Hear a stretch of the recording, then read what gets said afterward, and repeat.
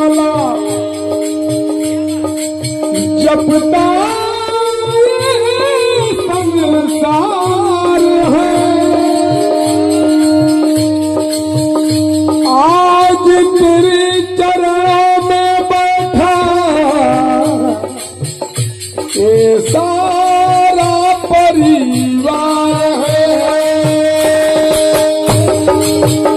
तुझे पूजूं तुझे चाहूं तुझे प्यार करूं, तुझे पूजूं तुझे चाहूं तुझे प्यार करूं, तुझे पूजूं तुझे चाहूं तुझे प्यार करूं, तुझे पूजूं तुझे चाहूं तुझे प्यार करूं। हर घड़ी मैया तेरा इंतजार करूं, हर घड़ी मैया तेरा इंतजार करूं।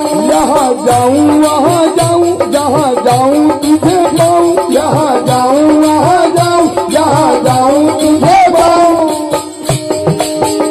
नहीं तेरे सिवा और मैया कोई नहीं हो, नहीं तेरे सिवा और मुझे कोई नहीं।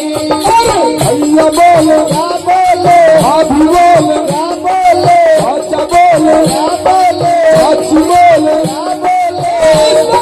मैया का छूटे ना, भैया बोले क्या बोले, भाभी बोले क्या बोले।